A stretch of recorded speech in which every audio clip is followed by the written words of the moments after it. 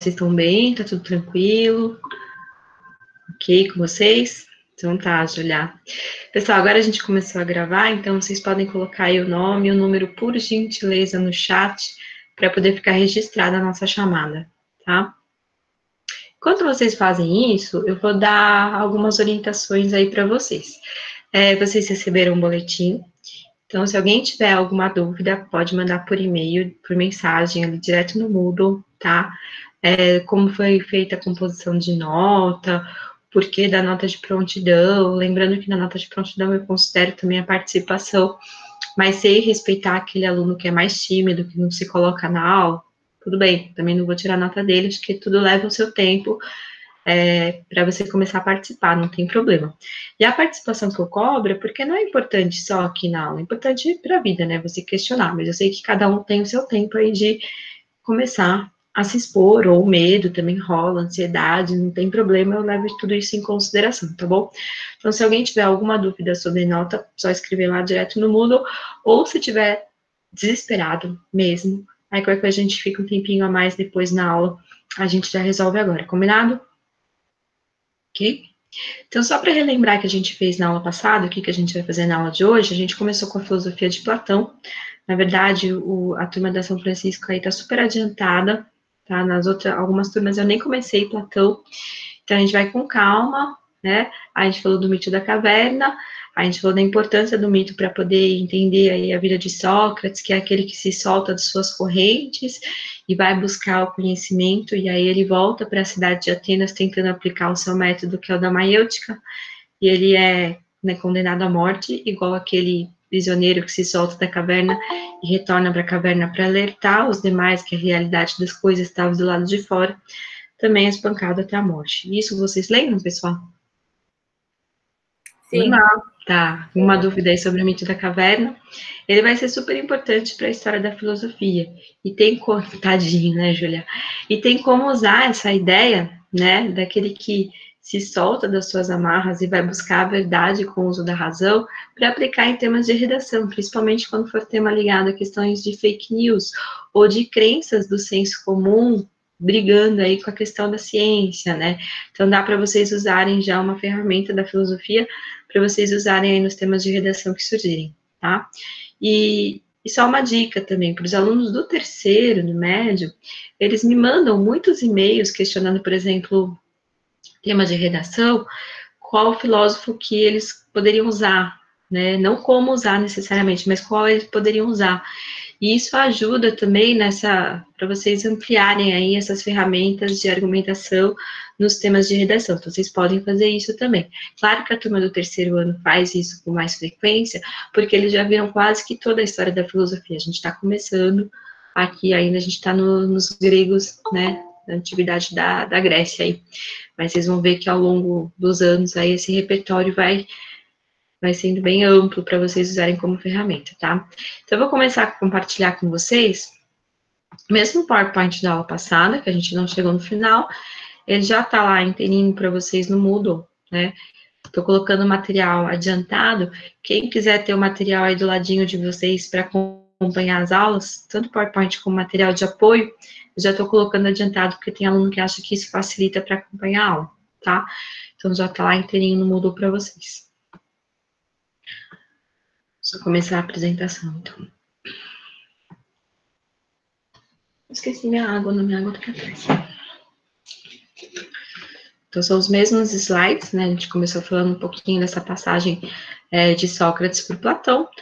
Eu falei para vocês do mundo da ideia, do mito da caverna, contei a história, que eles só viam sombras, que a filosofia dele é totalmente um dualismo platônico, né? Tem o lado de dentro da caverna e o lado de fora da caverna. Como sair do lado de dentro e alcançar o lado de fora?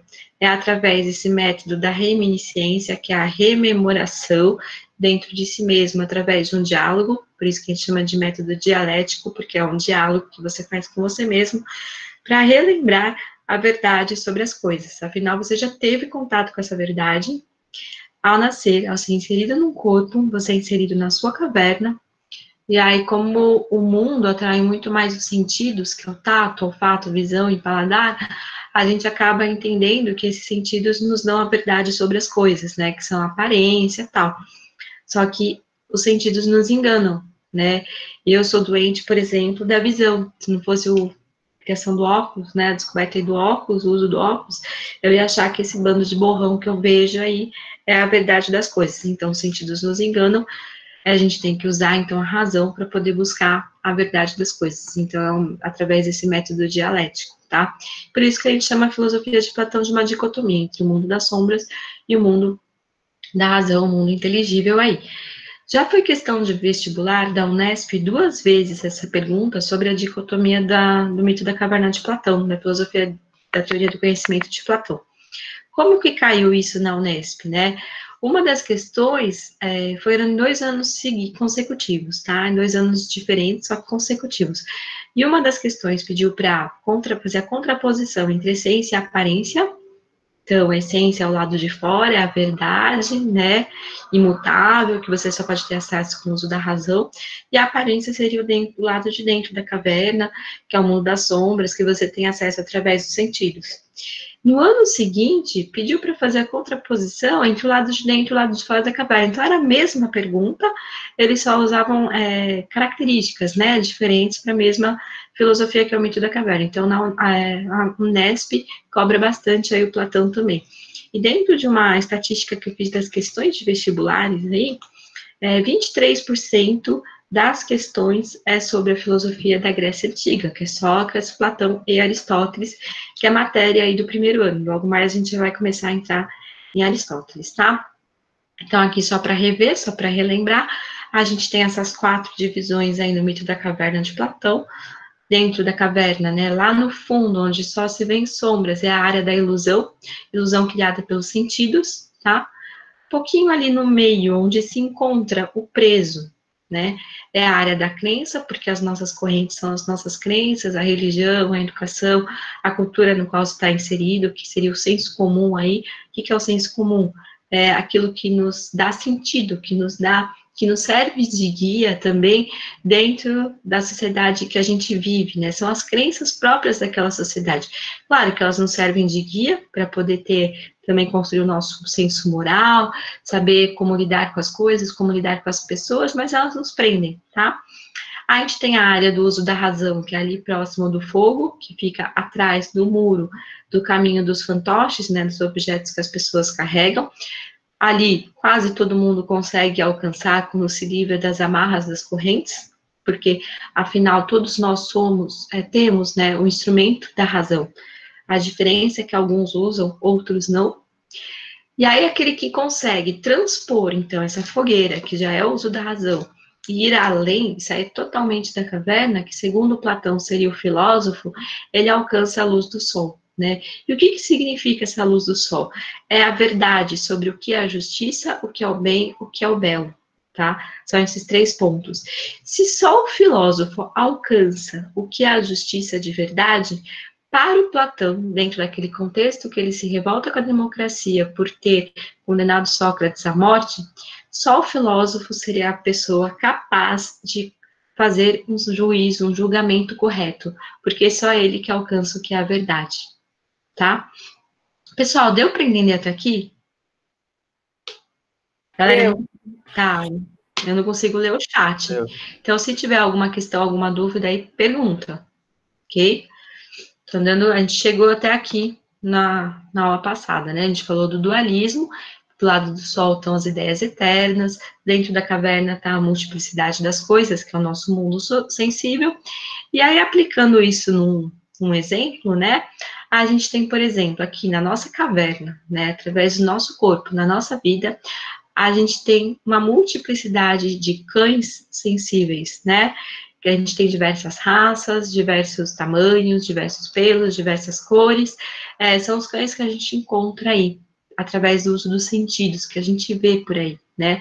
Então, são exemplos de cães que são imperfeitos, nenhum deles é o exemplo certo de cão. são corruptíveis? Como assim? Eles morrem, eles perecem, o pelo dele pode ser cortado, né? Você pode atingir o pelo do seu cachorro. Então, ele não tem um modelo exclusivo de cão para saber o que é um cão. Tem diversos tipos de cães. Ela é um exemplo falso, porque ele não é o verdadeiro cão. Eu não posso falar que o Boris, o meu cachorro, é o exemplo máximo de cão, tá? Embora para mim seja. E ele se transforma, porque ele muda, né? Ele é matéria, tá na aparência.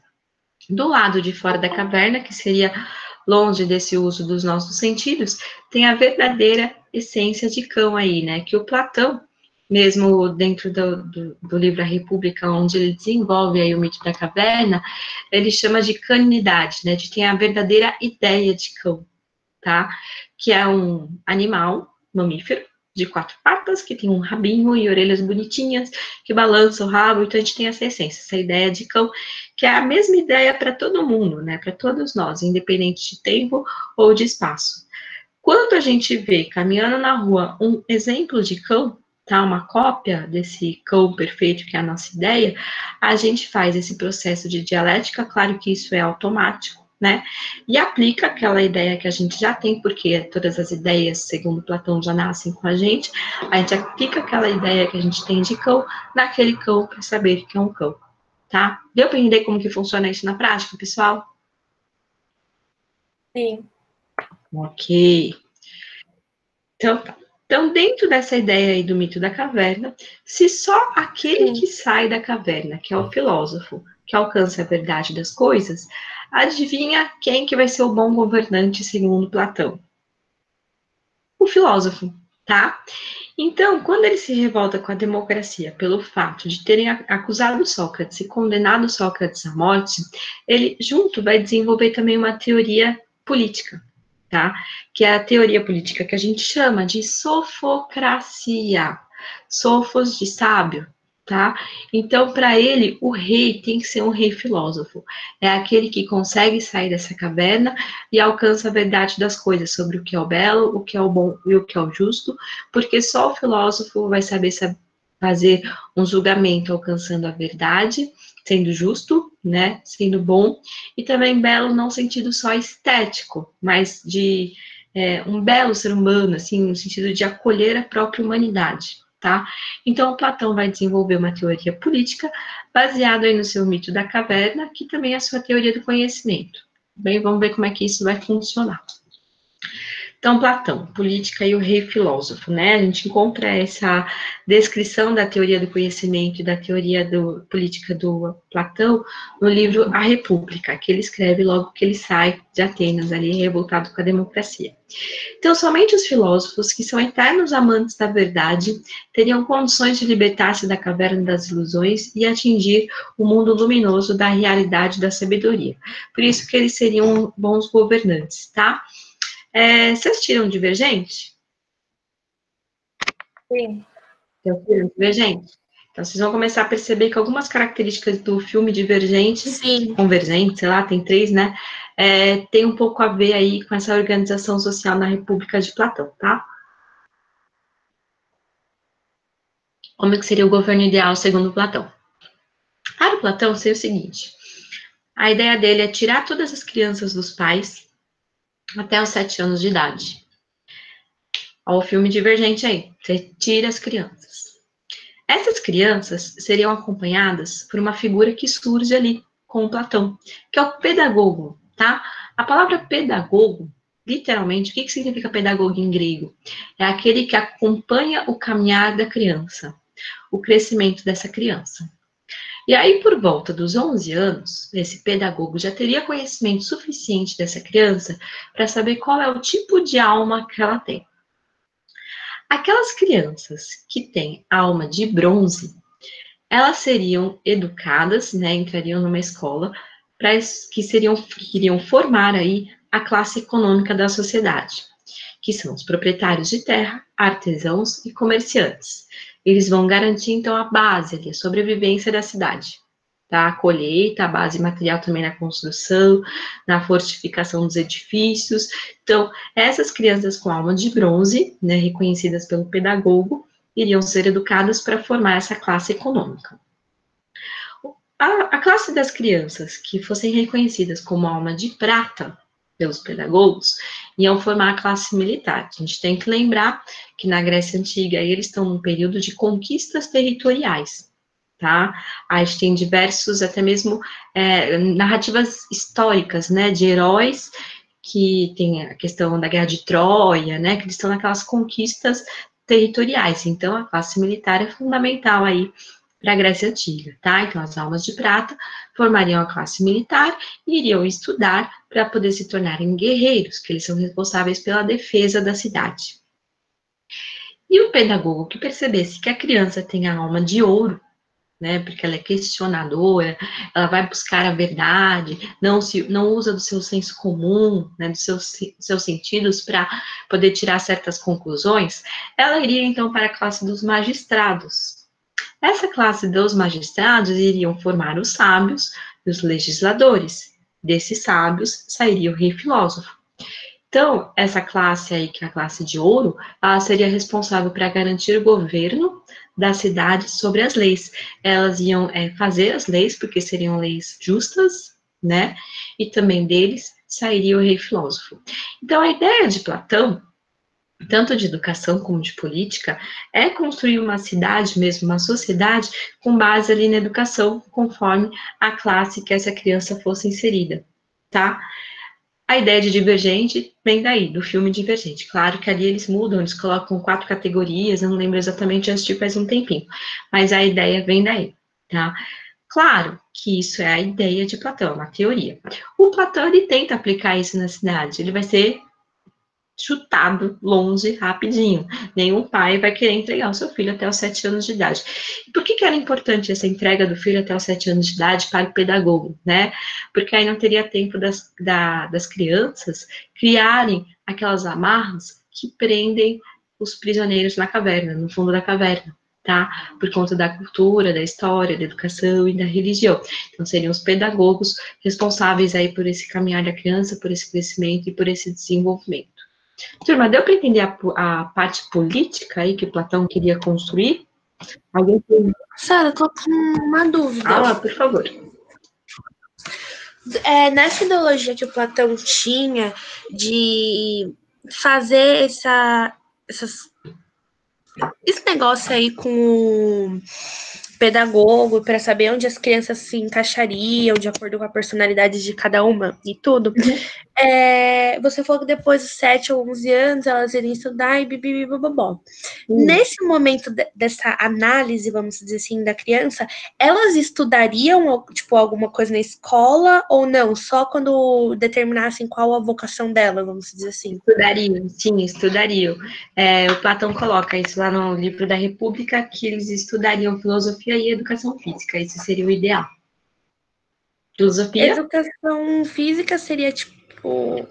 É que assim, aliás, eram as 2 únicas matérias, né, que existiam na Grécia. A educação física, porque eles valorizavam muito a questão do físico mesmo, não é à toa que as Olimpíadas surgem na Grécia Antiga, né? Não pelo físico na questão estética, mas é porque é a morada da sua alma, né? Então você é corpo são, mente sã, né? Então eles levavam muito isso em consideração. Não é à toa que as estátuas que a gente tem dos heróis e também até mesmo dos filósofos, eles são musculosos, eles tinham essa valorização da parte da educação física. E a filosofia, porque na época, a filosofia que abrangia todas as questões. Na época, não, a gente vai ver isso até mais ou menos o Renascimento, quando surge a ciência moderna, lá em 1513, mais ou menos, tá? Então, a filosofia que estudava a parte da natureza, né, que hoje a gente chama de biologia, química e física, era a filosofia que dava conta. A filosofia estudava a parte da ética, né, e também das próprias leis, que hoje a gente conhece como estudo de direitos humanos, e também a ética continua sendo da filosofia. A filosofia que também estudava a parte da linguagem, e isso envolve matemática, porque a matemática é uma linguagem, não deixa de ser uma linguagem, só que é uma linguagem universal, né? 1 mais 1 é igual a 2 em qualquer lugar, por isso que ela é importante, ela desenvolve um raciocínio lógico, e a lógica também faz parte aí da filosofia, entendeu? Então, elas tinham essas 2 disciplinas, e aí os pedagogos observavam para qual lado tendia essa criança, né? Se ela gostava mais de ética e de legislação, se ela curtia mais a parte prática de construção para poder se tornar um artesão, ou se na educação física ela se destacava também como um bom guerreiro. Só que é claro que às vezes existiam crianças, no Platão aí não escreve o que faria com isso, né? No filme Divergente tem. Existem crianças que ou se encaixam em todas, né? Não se adequam. Ou não, né? Então tem esses dois lados também. Mas aí ele não trata, ele não chega a criar que nem a gente vê lá no filme Divergente. Tá? É que nem chegou a colocar em prática para ver se isso ocorreria Não, e como seria, é né? só uma teoria. E tem uma grande parte dos outros filósofos que vão vir depois de Platão por conta disso, né? Se você perceber, Platão, ele foi um filósofo nada prático. Ah, mas é uma crítica minha, tá, também, né? Eu que já estudei toda a história da filosofia e tal, pelos filósofos que eu conheço, que vêm depois de Platão, grande parte, faz uma crítica a Platão em relação a isso, porque ele fica muito no mundo das ideias e não coloca as suas teorias em prática, né? Ele não faz uma análise de como que tá e como que deveria melhorar. Ele cria uma nova política, do nada, né?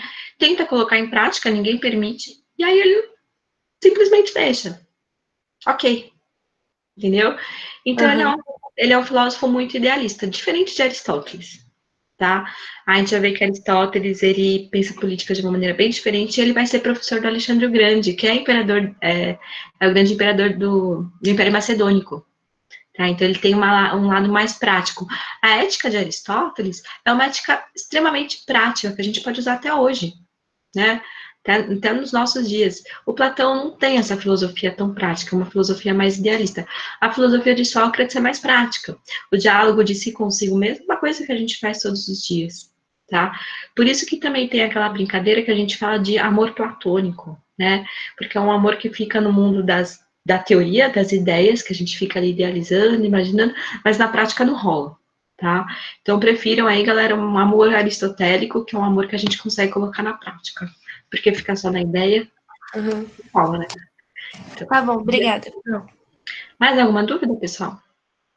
Não? Podemos continuar, então? Deixa eu voltar aqui para a apresentação, que eu vim ver a sala aqui, como é que tá. Turma, qualquer coisa, pode parar aí e perguntar, tá? Deixa eu começar a falar, então, um pouco de um livro. É bem interessante, já que a gente estava falando de amor, né? Esse livro trata aí de amor. Esse livro, O Banquete, é um dos livros também mais conhecidos de Platão, tá? A gente tem a República, que é onde ele desenvolve a teoria, que é um livro, que ele vai desenvolver a teoria do conhecimento, que é o mito da caverna, e também a teoria política em cima desse mito da caverna, porque é um rei filósofo, é aquele que sai da caverna, né?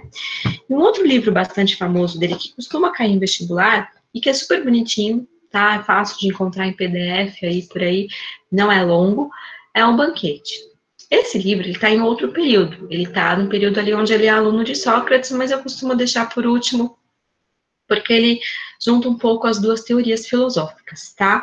Então, ele é aluno de Sócrates, né? Na verdade, o personagem central do livro é Sócrates, e aí eles vão fazer um banquete onde o Platão não está presente, tá? O Platão não está presente, ele vai ficar sabendo desse banquete depois, mas ele narra essa história em forma de diálogo aí no livro Banquete. O que são os banquetes, né? Eles costumavam fazer na Grécia Antiga grandes banquetes, que as pessoas comiam e bebiam até vomitar, para poder comer e beber até vomitar, e comer, beber e vomitar, e discutir alguma questão filosófica, enfim, se esbanjar de comida, sexo e bebida, né? Perfeito, fala sério, eu sonho fazer um banquete aqui em casa, tá? Então, era mais ou menos esse contexto aí. Então, o Banquete, esse livro escrito por Platão, é um diálogo, tá? Acontece na casa de Ágaton. Quem é Ágaton, né? Ágaton é um famoso poeta.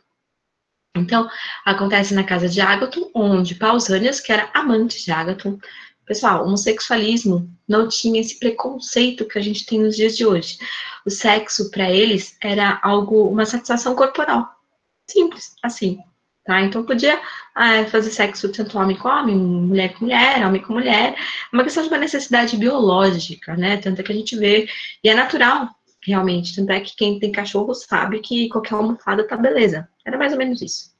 Claro, não comparando a almofada com pessoas, mas vocês entenderam, vai. Então, eles vão propor aí para ficar conversando, né? Discutindo algo que fosse diferente.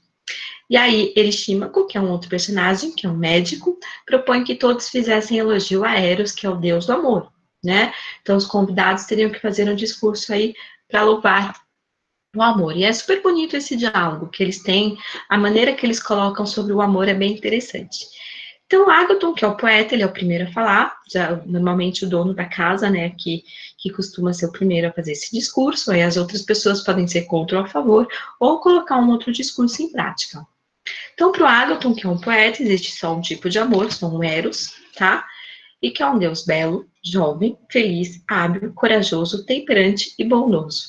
Então, o Ágaton, como poeta que pensa em coisas, né, fantasiosas, assim, ele acredita que o amor é uma coisa dos jovens, né, que está ligado com a questão da beleza corporal, da felicidade, da alegria. Então, o amor só está presente ali no lado bom, o que outros que estavam presentes vão discordar dele, tá?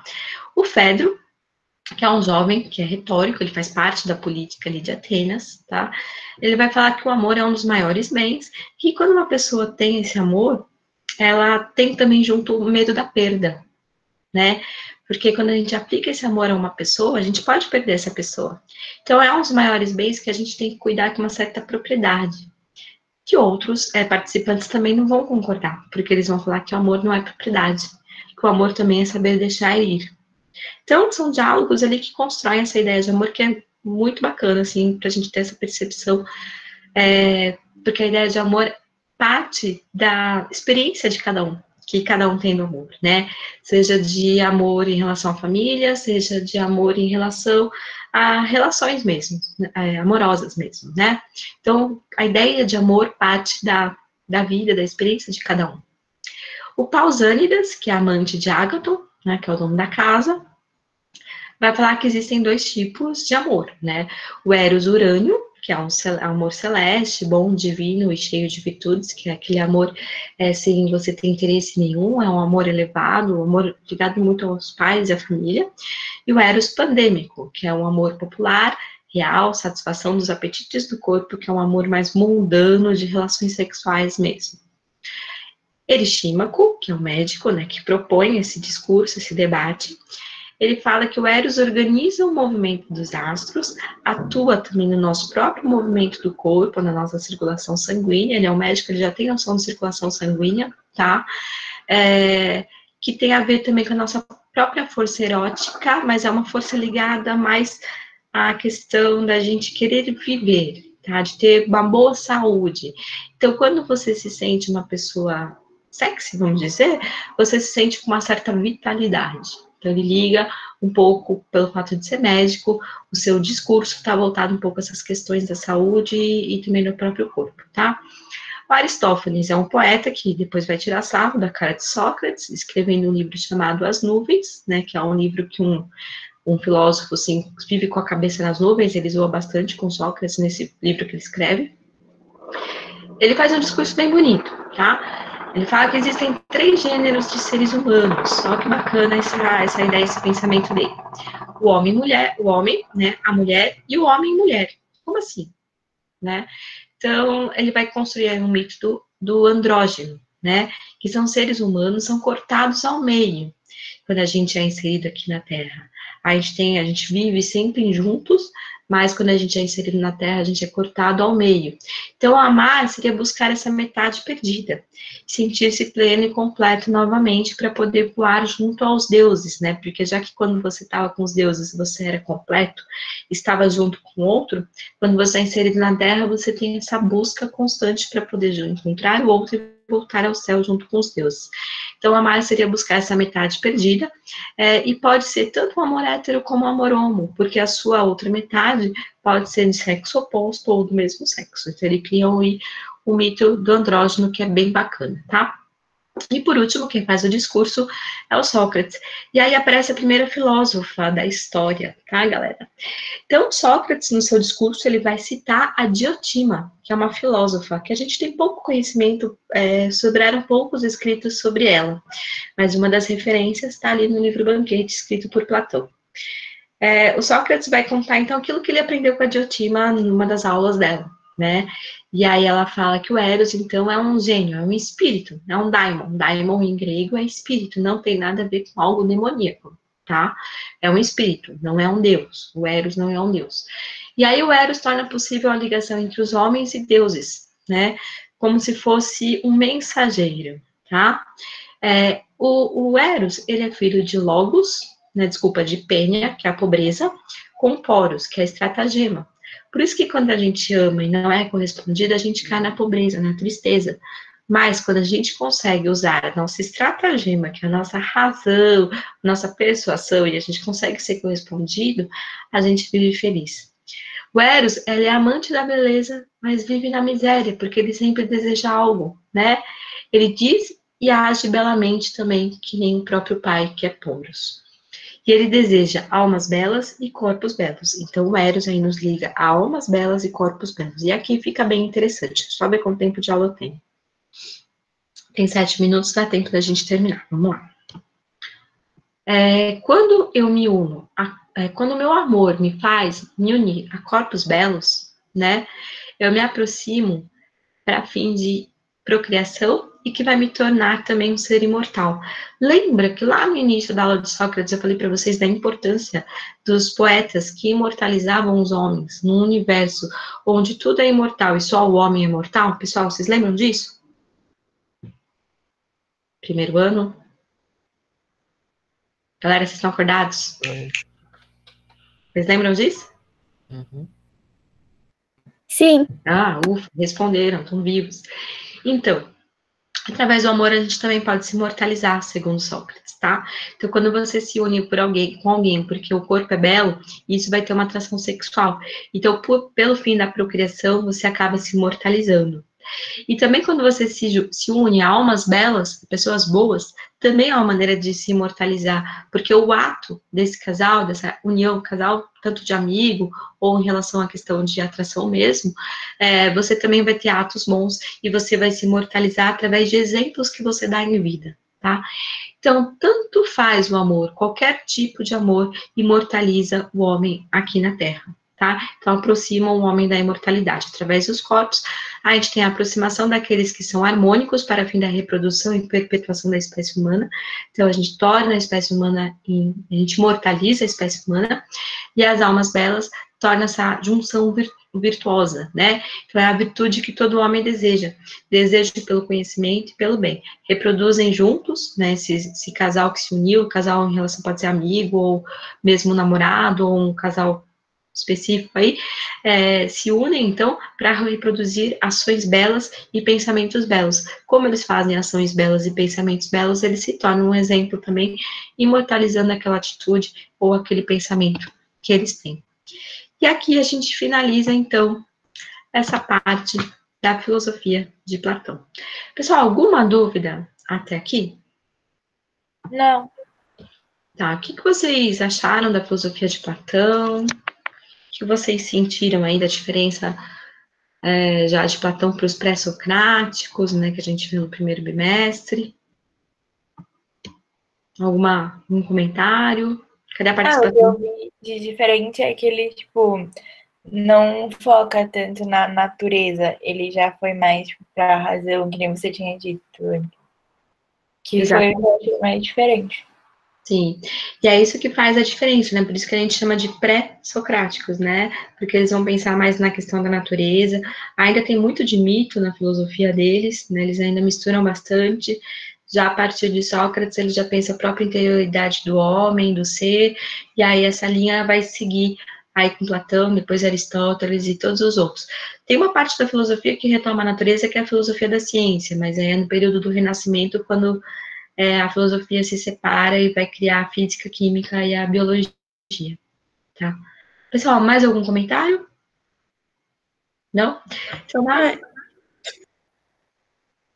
Prop, qual a ordem para começar a ler Platão? Olha, você pode começar lendo O Mito da Caverna, que está no livro 7 da República, se vocês quiserem, eu vou pôr, na verdade, querendo ou não, eu vou pôr para vocês ele completo, então, lá no Moodle, como está escrito por Platão mesmo. Eu tenho até um vídeo, que é a tradução do Mito da Caverna, ele está sendo narrado em grego, mas tem a tradução, né, também tem um vídeo, posso pôr lá no Moodle para vocês.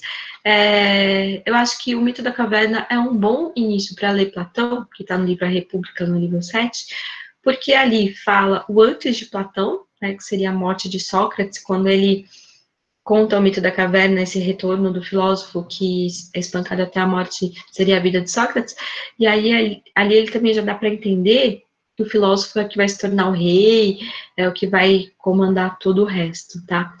Mas, para ser sincera, assim, ali é um bom início para ler a teoria de Platão, mas eu gosto bastante dos diálogos de Platão, que são escritos quando ele era aluno de Sócrates, né? Eu, particularmente, sou fã de Sócrates. Não sou muito fã de Platão. Vocês vão entender um pouquinho depois por quê. Sou mais fã de Aristóteles, que é o que vem depois. Mas é porque, assim, na verdade, por que eu não sou muito fã dele? Porque eu acho que a filosofia dele fica muito no mundo das ideias e não é muito prática.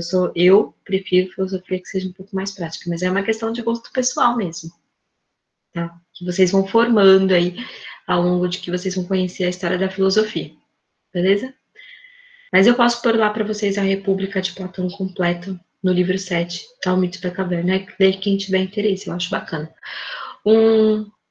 A Gabi falou que prefere as ideias. Tudo bem, eu acho bacana até a gente ter essa pluralidade de gostos numa sala de aula, porque assim fica mais interessante.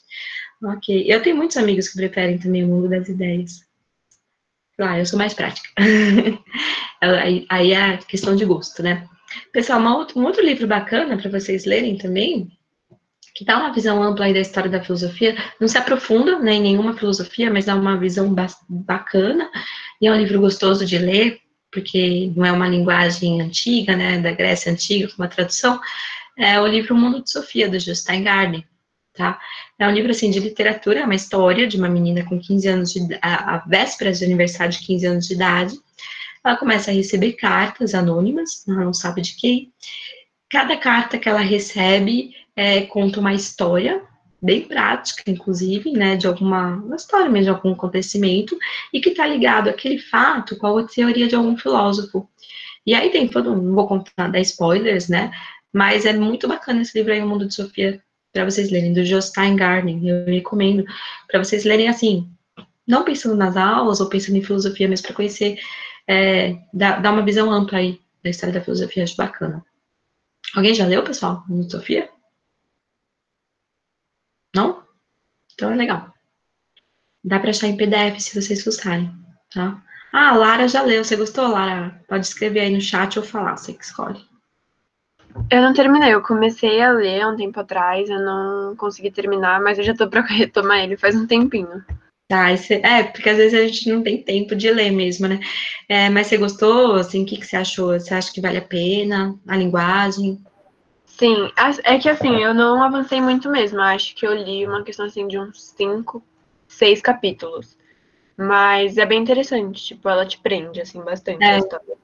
É uma história bacana porque é da literatura mesmo, tem uma aventura ali no meio que eu acho legal, entendeu?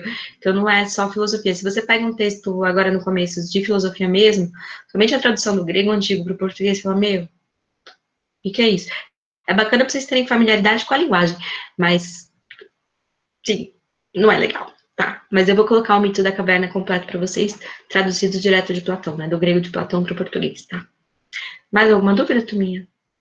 Não? Então, uma ótima semana para vocês, um bom final de semana, se cuidem, e aí até semana que vem, tá bom?